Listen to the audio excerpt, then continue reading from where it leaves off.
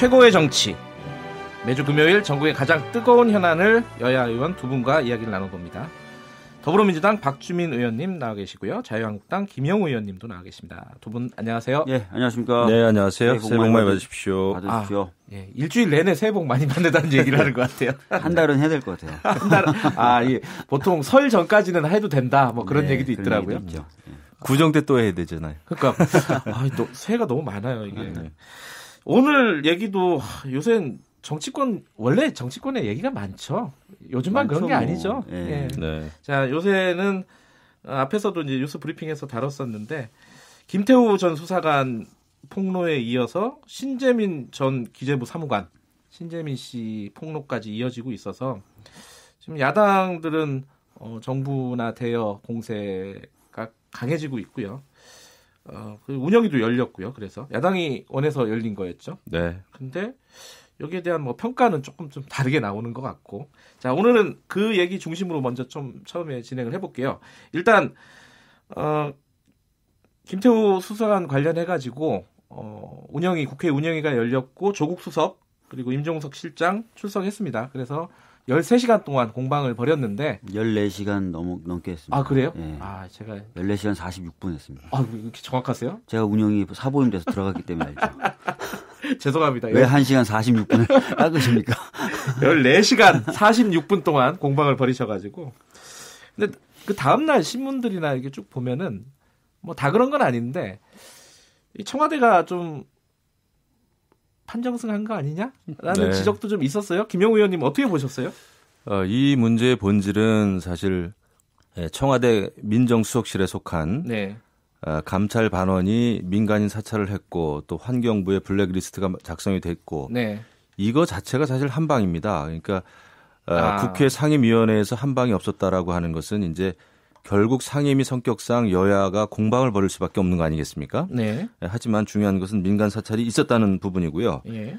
김태우 수사관이 비리가 있는지 없는지는 모르겠으나 비리의 내용이 중요한 겁니다. 비리를 폭로한 의도나 그런 취지 이런 거에 지금 초점이 맞춰져 있는데 그렇다고 해도 제보한 내용 그 자체가 중요하지 않은 게 아니죠. 네. 그 내용이 중요하다 생각이 되고 저는 이 사건 이 사태를 바라보는 청와대와 또 여당 의원님들한테는 제가 굉장히 아쉬운 점이 있습니다. 왜냐하면은 조국 수석이나 또 임종석 실장은 어떠니 해도 부하 직원에 대한 관리, 감독의 책임이 있는 거 아니겠습니까? 그래서 이것에 대해서는 좀 사과를 해야죠. 사실 그 신재민 사무관 사건은 다른 사건이긴 합니다만은 예.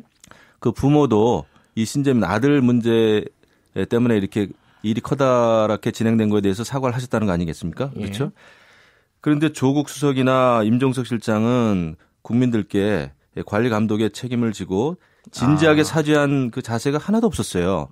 이게 아쉽고요. 또 하나는 심지어 손혜원 의원 같은 경우에는 신재민 사무관 같은 경우에 나쁜 머리로 정말 오랫동안 공부한 그 청년이라 뭐 이런 식으로 페북에 글까지 썼단 말이죠. 예. 그래서 저는 김태우 또 신재민 이 두 공직자 이 사태를 바라보는 정부 여당 또 청와대의 자세에 크게 문제가 있다 이렇게 생각합니다. 그러니까 민주당, 그러니까 자유한국당이 한 방이 없었다. 그 운영위원회 그 말은 잘못된 말이다. 왜냐하면은 이 사건 자체가 한 방이다. 뭐 이런 자체가 한 말씀이시네요. 방이고 제대로 된 거는 그 검찰 수사를 지켜봐야죠. 그리고 조국 수석이나 임종석 실장은 어떤 사과의 멘트도 거의 없었다. 자세가. 네. 그런 말씀이신데 박주민 의원님은 어떻게 보셨습니까? 그 운영위원회? 본 게 아니라 제가 운영이 어떻게 있었다니까요. 하셨습니까? 본 걸로 하시죠. 어떤 기자님이 제가 토론에 그 토론자로 참여해서 열심히 토론을 했는데 네. 기사를 제가 보고 나서 관전평을 썼다는 식으로 기사 쓰신 기자분들도 계시더라고요. 예.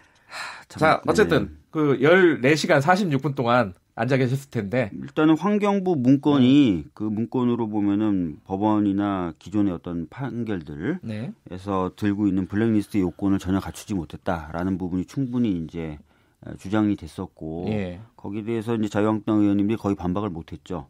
심지어는 그 내용 대부분이 알리오라고 하는 공개 사이트가 있어요. 정부 공공기관들 임직원들의 현황에 대해서 들어가서 검색해보면 다 나옵니다. 거기 나오는 정보가 크게 다르지 않다는 것까지 저희들이 직접 PPT를 띄워가지고 다 보여드렸고요. 그 다음에 추가 증거는 전혀 없었죠. 추가 증거라고 해서 이제 녹취록을 하나 트셨는데 자유한국당 이만희 의원이 그게 이제 김정주라는 새누리당 네. 자유한국당의 전신 비례대표 23번이셨고 특히 그분은 원래 임기가 2년이었는데 1년 연장해서 3년 임기를 다 채우고 취임사까지 정상적으로 다 하고 나오신 분이었는데 마치 그분이 막 강제로 중간에 쫓겨난 것처럼 발언했다가 오히려 공격을 많이 받으셨죠. 네. 그리고 뭐 우윤근 그 러시아 대사 관련돼서도 똑같은 질문을 한 15번 가깝게 하셨어요. 의원님들이 다 돌아가면서. 그러니까 너무 많이 반복이 되니까 운영위원장이 도대체 몇 번을 똑같은 질문을 하는 거냐. 이런 좀 항의성 이야기도 나왔고 그래서 아시다시피 이제 김태우 전 특감반원에 관련된 공세를 주도했던 매체가 조선일보예요. 그렇죠. 조선일보 관전평을 썼어요. 자유한국당 하나도 준비한 거 없다는 취지로. 뭐 하나도 새로운 거 주장 없고 되돌이식의 재탕 3당식 질문만 있었고 뭐 제대로 된 어떤 제시 같은 건 하나도 없었다라고 관전평을 썼죠. 그 제가 다 인정합니다. 우리 자유한국당에서 운영위원회에서 좀 더 잘했으면 좋았겠다라는 생각을 저도 개인적으로 합니다. 근데 제가 또 좀 의아하게 생각하는 거는 그래도 저는 여당 시절에 여당 의원 시절에 청와대나 아니면 당 지도부에 대해서 상당히 좀 비판할 때는 비판적인 목소리를 좀 냈었거든요. 네. 근데 지금 그 운영위원회를 보니까 여당 의원님 그 많은 의원님 중에 단 한 분도 조국 수석이나 임종석 실장에 대해서 관리 감독 책임을 질타한 분이 한 분도 안 계셔요. 그렇죠. 근데 아니 관리 감독 어떻게 생각하세요? 국회라고 하는 잠시만요. 예. 국회라고 하는 것은 여당이든 야당이든 정부와 그다음에 청와대를 견제 비판해야 되는 겁니다. 예. 필요할 때는요. 그런데 어떻게 그러니까요. 너무 거수리 역할을 하는 거에 관리 감독 대해서는 책임에 아쉬움이 큽니다. 대해서는 모두의 박주민 의원님, 임종석 실장하고 조국 민정수석이 그 현안 보고를 하면서 송구하다 죄송하다는 말을 여러 번 반복했어요. 사과했다 이런 말씀이시고. 관리 책임이. 근데 여당 의원님들의 질의는 단 한 번도 없었고요. 네. 그 다음에 또 아닌데요. 저희들이 찾아보면 아시겠지만 한두. 알겠습니다. 그거는 분명히 찾아보시는 걸로 하고 얘기를 했죠. 자, 근데 지금 이제 운영위원회는 어쨌든 끝났는데 야당에서는 국정조사, 청문회 얘기를 꺼내고 있어요. 네. 지금 그걸 추진하시겠다는 건가요, 자유한국당은? 네, 추진할 겁니다. 왜냐하면은 이게 청와대 민정수석실이 연루된 문제이기 때문에 그 일선 검찰이 과연 실체적인 사실을 밝힐 수 있겠느냐라는 데에 대해서 의구심이 있는 거죠. 특검도 가는 건가요? 어떻게 보세요? 그렇죠. 그러니까 그 일선 검사의 원래는 이제 정상적이라면은 검찰의 수사 결과를 지켜보고 그게 미진한 경우에 이제 특검을 추진하는 게 정상적입니다만은 지금 이제 여러 가지 일들이 한꺼번에 터지고 있지 않습니까? 신재민 사건도 있고 김태우 사건도 있고 그래서 이것이 또 이 청와대하고 긴밀하게 연루가 된 의혹이 짙잖아요. 이런 상황에서 과연 검찰이 수사를 할 수 있겠느냐? 라는 우리에게 근데 이제 이 세 개를 다 한꺼번에 추진해요? 청문회, 국정조사, 특검? 그건 여러 가지 이제 내부적으로 않잖아요. 논의를 좀 해봐야 되겠죠. 뭐 저는 좀 박주민 의원님 저는 좀 이해가 안 되는 게요. 운영위 과정에서도 강효상 의원님이나 이런 분들이 그 본인들이 이렇게 저렇게 얻은 자료들을 공개하셨어요. 김태우 전 특감반원에 관련돼서 또는 그 김태우 전 특감반원으로부터 얻은 자료도 이제 공개도 하시고. 그러니까 이제 어느 정도 김태우 전 특감반원하고 자유한국당은 솔직히 네트워크가 있으신 거잖아요. 계속 얘기하고 계신 거잖아요. 자료도 공유하고. 저는 뭐 지도부가 아니어서 잘 모르겠습니다. 솔직히 말씀드리면 저도 궁금합니다. 내용인데. 그래서 김태우 특감반원이 갖고 있는 그 실제로 특감반 안에 있었고 활동을 했었던 사람이 하는 말과 그 사람이 갖고 있는 자료를 다 공유하고 있었고. 그래서 그걸 토대로 운영위에서 14시간 36분간 공세를 펼쳤는데 새로운 거 아무것도 없었단 말이에요. 아니요. 근데 우리는 수석이라든지 또 장차관이라든지 이런 사람에 대해서 우리가 뭐 박준희 의원님 얘기 조금만 그런 것을 못하니까. 그럼에도 불구하고 무조건 또 특검하자, 또 국정조사하자. 그러면 이게 정치적인 공세죠. 과거 정부에는 우리 여당 의원님들 야당 때는 더 했습니다. 사실. 근데 바른미래당 김관영 원내대표랑 인터뷰를 했는데 일단 검찰 수사는 지켜보자. 김태우 수사관 건에 대해서는 지켜보고 그 뒤에 이제 특검이나 이런 것들을 생각해 보자고 했는데 그러면은 바른미래당도 협조를 안 하면은 이게 진행하기가 좀 쉽지 않은 거 아니에요? 그렇죠. 그러니까 저희는 검찰 수사를 좀 압박한다는 차원도 있겠죠. 솔직히 말씀드리면 우리 자유한국당 입장에서는요. 근데 야당이 공조하는 게 좋겠죠. 자, 일단 그 김태우 수사관 얘기는 운영위원회에서 무려 14시간 46분 동안 다뤘기 때문에 여기까지만 하고요. 신재민 사무관 얘기가 이제 더 유한 얘기니까 새로운 얘기니까 그 얘기를 좀 해볼게요. 일단은 여러 가지 폭로를 했어요. 그중에 하나하나씩 짧게 일단 짚어볼게요. 청와대 KTNG 사장 교체 개입 의혹. 이 부분은 일단 김영우 의원께서는 어떻게 생각하시는지. 이게 사실이라면은 문제가 있는 거죠. KTNG는 지금은 민영화된 기업입니다. 네. 민영화된 기업에 대해서 이 청와대 또 기재부가 인사에 개입했다면은 이것은 역지사지를 한번 해보셔야죠. 여당도. 과거에 얼마나 많은 그 청와대의 민간 기업 인사에 대해서 또 언론사 대표 인사 개입해 가지고 이 문제 가지고 얼마나 그 촛불 전국을 달궜습니까? 그렇죠? 그것을 한번 생각해 보셔야 된다. 이런 문제에 대해서는 이중잣대를 들이대는 것은 맞지 않다. 이렇게 생각을 합니다. KTNG 사장뿐만 아니라 서울신문 얘기도 이제 같이 나왔는데 박지원 의원님은 이게 어떻게 보세요? 이게 정부가 지분이 있어서 할 수 있는 일이다라는 얘기도 있고. 일단은 KTNG 관련돼서는 제가 그 유출됐다고 하는 그 문건 자체를 구해서 좀 읽어봤어요. 읽어봤는데 이 문건 자체를 읽어보시면은 대부분의 오해가 자동적으로 풀릴 겁니다. 그 문건 자체에 어떤 이 문건에는 그렇죠? 사장 선임 과정에 개입은 어렵다 써져 있어요. 아, 문건에? 아예. 근데 이게 어떻게 개입 문건이에요? 어렵다라고 하는데. 아니, 개입하려고 하는데 좀 어렵다 이런 거 아니에요? 그래서 결국은 얘기하는 게 뭐냐면 투명하고 공정하게 이 사장 추천위원회가 운영되도록 요구하자. 이게 이제 핵심이에요. 검토 결과 그렇게 된 모양이죠. 그러니까 한번 보실 필요가 있고요. 그러니까 근데 굉장히 이상하네요. 예를 들어서 KTNG 같은 경우에 많은 그 국가자본이 투자가 돼 있고 또 국가적으로 여러 가지 어떤 혜택을 받는 기업이죠. 근데 그 대부분의 주주가 외국인으로 되어 있으면서 국내에서 발생한 이익 대부분이 외국으로 나가고 있는 상황이에요. 이 부분에 대해서 그러면은 어떤 고민을 좀 해볼까라는 고민은 해볼 수 있어요. 그 정책적으로도. 근데 사장 선임 과정에 개입하고 이런 방식은 안 되니까 투명하고 공정하게 운영이 될 수 있도록 이 회사가 그리고 사장이 추천되는 과정이 투명하고 공정하게 되도록 좀 노력을 해보자. 근데 이것도 하지 말라. 근데 그거는 내로남불이죠. 왜냐하면 과거 그 포스코 그 사장 인선에 대해서 뭐 박정부 또 MB 정부에서 인사 개입했다는 의혹만 가지고 얼마나 지금 여당 의원님들이 시끄럽게 했습니까? 그러니까 이거는 정말 내로남불이에요. 과거 우리 시끄럽게 하시는 것까지는 다 동의한다. 시끄럽게 하세요. 괜찮아요. 근데 과거 문건 읽어보시면 인사를 뭐 어떻게 하겠다 이게 아니라니까요. 우리가 그런 얘기도 있지 않습니까? 과거 저 퇴계 이황 선생님이 그런 얘기도 했어요. 자기 자신한테는 좀 엄격해야 되고 남한테는 후하게 해야 된다는 박기 후인의 그런 그 말씀도 했습니다만은 지금 여당 의원님들은 좀 너무 하시는 것 같아요. 불과 엊그제까지 적폐청산의 그 내용이 뭐였습니까? 블랙리스트, 인사 개입 이런 거였는데 지금 더한 일들이 벌어지고 있는데 이것에 대해서 이렇게 너그럽게 자기 자신에 대해서 그 이중잣대를 들이대면 어느 국민들이 신뢰를 하겠어요. 회사가 이사 선임을 투명하게 해야 된다.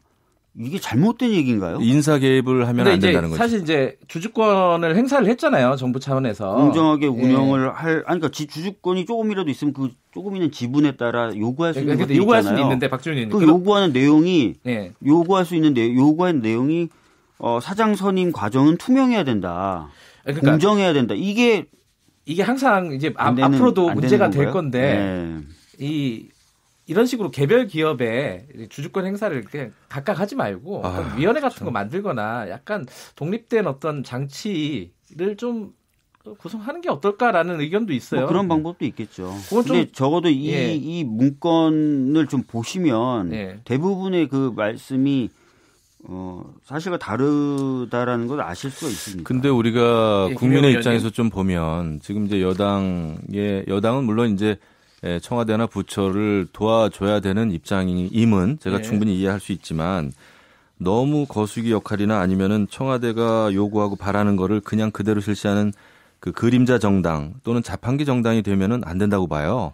이것은 건강한 그 정치가 아닙니다. 그래서 우리가 좀 더 불과 몇 년 전에 일어났던 일을 우리는 생각을 해야 되겠죠. 그래서 국민들의 신뢰를 얻기 위해서는 이 같은 사태가 일어나면은 일단은 그래도 청와대에서 좀 낮은 자세로 국민들께 사죄를 해야 됩니다. 그런데 보세요. 이 얘기 자꾸 하고 싶지는 않지만 손혜원 의원이 신재민 사무관에 대해서 그렇게 인신 모독을 할 수 있나요? 이것은 전 고시 공부하는 우리 전국에 있는 청년들이 이 페북 글을 읽으면 어떻겠어요? 아니 나쁜 머리 가지고 이렇게 오랫동안 공부한 것 같다. 어떻게 이런 얘기를 할 수 있죠? 예, 뭐 손혜원 의원 거는 삭제를 했고 그죠? 그렇죠. 그래도 한 말씀 하셔야겠는데 박주민 의원님. 어떻게 손혜원 의원님의 개인적인 글이었잖아요. 그게 무슨 여당의 전체적인 입장이라든지 이런 건 아니었죠. 물론 개인이죠. 하지만은 그 한 분 한 분의 의원님들은 우리가 헌법기관이라고 하지 않습니까? 손혜원 의원님한테 나중에 기회가 되면 여쭤보도록 하고요. 자, 그 KTNG 선임 관련해 가지고는 의견은 들은 것 같고 또 하나가 지금 국채 발행 관련해서 청와대가 압력 넣었다는 거예요. 신재민 씨가 주장한 거에 더 핵심은 여기에 있는 것 같은데 이 부분 어떻게 보세요? 이게 지금 정책 협의 과정이다. 김동연 전 부총리도 그렇게 얘기를 했고 그런데 이게 이 신재민 씨는 압력으로 느꼈다라는 거거든요. 그렇죠. 김영우 의원님은 요거 폭로를 듣고 어떻게 판단하셨어요? 저는 당정청 협의든 기재부 내부 협의든 국가 경제 정책에 대해서 얼마든지 논의할 수 있습니다. 네. 그거 안 하면 이상한 거죠. 네. 다만 이 문제는 신재민이라고 하는 사무관이 느낀 건 그거 아니겠습니까? 박근혜 정부와 문재인 정부 정권 교체기였잖아요. 2017년도는. 그때 김동연 부총리가 국가 부채 비율을 39.4% 이상으로 유지할 것을 요구했다는 거 아닙니까? 네. 차관인지 차관부한테. 또 그런 관련된 SNS 카톡방의 대화 내용이 지금 녹취록이 다 나왔어요. 네. 그거는 명백한 증거입니다. 그런 상황에서 사무관이 됐든 행정관이 됐든 그 문제 제기를 한 거였어요. 이 사람은 신재민 사무관 입장에서는 이것이 정의가 아닌 불이라고 생각을 한 거죠. 왜냐하면은 국가 부채 비율을 일정 정도 이상 높인 걸로 나와야 문재인 정부의 나중에 통계가 나왔을 때 부담이 적다는 거 아닙니까? 예. 그것을 폭로한 거예요. 그게 핵심입니다. 잘못된 거죠. 자, 박주민 의원님은 어떻게 생각하십니까? 일단은 적자 국채 발행을 청와대가 강요한 거냐 이 부분에 대해서 좀 말씀을 드리면 결과적으로는 발행이 안 됐죠. 발행은 안 됐죠. 네, 그러면 발의백만 실행이 됐죠. 그러면 발의백은 취소했죠. 그러니까 취소가 실행이 됐죠. 네. 근데 그러면은 청와대가 강요했는데 실패했다는 거냐? 뭐냐 이거죠. 그러니까 실패를 한 건데. 예, 아니 그러니까 이 부분이 일반 국민들이 생각하실 때도 그렇고 제가 봐도 만약에 진짜 발행할 의사가 있었고 청와대가 이걸 진짜 확고한 의지가 있었으면 발행이 됐겠죠. 아니죠. 지금 제가 폭로한 거는 불이한 부정의한 의도를 폭로한 거죠. 이 말씀을 좀 드려야 될 텐데 이제 2016년 국회에서 의결된 국가재정 운영 계획의 범위에 아예 28조 7천억 정도 국채 발행 계획이 있었어요. 있었죠. 예. 그중에 이제 20조를 그 당시 2017년 10월까지 발행을 했고 이제 8조 7천억의 룸이 있었던 거예요. 네. 그것을 발행할까 말까를 두고 기재부하고 청와대가 계속 논의를 하는 과정이었다는 거예요. 결과적으로 발행 안 한 거예요. 기재부 의견대로. 자, 발행이 안 됐다. 이미 청와대가 의견 제시를 했지만 기재부에서 사실상 기각됐다. 이런 주장이신데. 그렇지 않습니다. 범죄는요. 우리 박주민 요즘은 또 변호사 출신이잖아요. 아니요. 제가 얘기를 할게요. 아니, 국회에서 룸을 줬어요. 이게 살인 미수도 범죄입니다. 아니, 새누리당 그 당시에 2016년 당시에 새누리당도 합의해서 새누리당이 주도해서 제 차례니까 제가 말씀을 좀 드릴게요, 의원님. 잠깐만요. 저한테 질문하셨으니까. 근데 잠깐만요. 이 청취자분들이 이 두 분 도대체 누구냐? 이래가지고 한번 말씀을 드려야 될 것 같아요. 네. 민주당 박주민 의원님하고 한국당의 자유한국당의 김영우 의원님이십니다. 자, 김영우 의원님, 얘기 조금만 더 이어가시죠. 네, 김영우 의원이 말씀드리겠습니다. 이게 아전인수라는 겁니다. 지금 여당 의원님들의 이 해석이. 이 신재민 사무관이 폭로한 것은 박근혜 정부 시절, 그러니까 2017년도이기 때문에 문재인 대통령 시절입니다만은 2017년도에 국가 채무 비율을 39.4% 이상으로 유지를 해야 된다라고 하는 김동연 부총리의 그 지시가 불이하고 부당했다는 것을 폭로한 것입니다. 신재민 사무관이. 예, 그것이 핵심이고요. 결과적으로 적자 그 국가 적자 국채. 그렇죠. 적자 국채를 발행은 하지 않았습니다만은 그 의도가 불순했고 불이했다는 것을 폭로하는 거예요. 그렇기 때문에 그 결과를 지금 말씀하시는 거는 좀 맞지 않다. 자, 근데 박주민 의원님, 이게 뭐 결과적으로는 발행이 안 됐지만은 그때 당시에 청와대가 뭐 강요 혹은 뭐 제시했던 그런 의견은 정책적으로 적절했느냐, 이건 좀 따져볼 여지가 있는 거 아니에요? 그 부분에 대해서 전문가들도 얘기를 하는데 국채를 그 당시 발행을 하면 아까 말씀드렸던 대로 국회에서 전년도에 2016년에 승인해 준 재정계획 내에 포함되는 범위였기 때문에 법령 위반이나 만약에 발행을 했었어도 법령 위반이나 이런 건 전혀 아니고요. 두 번째는 미리 재정을 확보한다는 의미가 또 있기 때문에 이거 자체가 무슨 직접적인 손해가 바로 발생한다라고 보기도 어렵다. 따라서 경제적인 부분이든 법률적인 부분이든 문제가 될 게 없다는 게 대부분 전문가들 의견이에요. 더 중요한 건 카톡 내용이에요. 국가 채무 비율이 떨어지면 안 되기 때문에 발행해야 된다라는 내용이거든. 김영우 의원님, 문제죠. 이 두 분의 의견도 갈리고 사실 여당 야당 의견이 갈리고 있잖아요. 그래서 기재위를 열자, 상임위를 열어서 이 얘기를 좀 따져보자라고 지금 얘기하는 거 아닙니까, 야당 쪽에서? 그렇죠. 이건 너무 당연하죠. 근데 그거 어떻게 받으실 수 있어요? 저기 더불어민주당에서? 지금 저희 입장은 지난번에 운영위에서 봤던 것처럼 사실상 아무런 내용도 없는데 정치 공세를 계속 이어가시잖아요. 근데 그건 아니죠. 그럼 기재위 열어서 또 그런 식의 정치 공세를 하면서 하는 장을 우리가 만들 필요가 있느냐. 그거는 너무 여당으로서는 좀 오만한 자세세요. 왜냐하면은 국회 상임위를 여는 것은 그 사실 여부를 확인하고 그것에 대해서 장 차관한테 질의할 수 있어야 됩니다. 운영위를 열었더니 또 이제 국정조사하시고 특검하신다면서요. 아니 상임위의 역할이 뭐죠? 운영위에서 아무것도 안 나왔는데 또 국정조사하고 국회 역할이 뭡니까? 그 김관영 원내대표는 바른미래당이 이제 가운데 계시니까 이 상설 국회의 취지에도 상임위 같은 거 빨리빨리 열어가지고 이런 거 논의하는 게 맞지 않느냐, 기본적으로 원칙적으로 그렇게 얘기하시던데 박주민 의원님 그건 맞지 않아요? 그러면 상임위를 열어서 여러 가지 얘기하면 정치적으로 그게 어느 정도 일단락이 되거나 풀리면은 굉장히 좋은 거건데 제가 방금도 반복적으로 말씀드리지만 운영이 어렵게 열었는데 14시간 반 넘게 공방을 했는데 사실상 새로운 거 하나도 없었는데 어차피 국정조사하고 특검 우리는 간다. 그런데 그러면 왜 근데요, 제가 이게 어렵네. 의원님, 제가 그 국방위원장도 해봤지 않습니까? 제가 삼선 의원으로서. 근데 상임위가 열리는 이유는 국가 여러 부처에서 일어나고 있는 알겠습니다. 행정부에서 일어나고 있는 작든 크든 그런 문제에 대해서 질의를 하는 것이 우리의 책임이고 권리입니다. 그 일 하라고 국민들이 뽑아주신 거예요. 여기까지 해야 될 것 같습니다. 자, 두 분 나가시면서 상임위 관련해서 좀 더 얘기하시도록 하고요. 자, 감사합니다. 안녕히 계십시오. 자, 최고의 정치 한국당 김영우 의원, 민주당 박주민 의원이었습니다.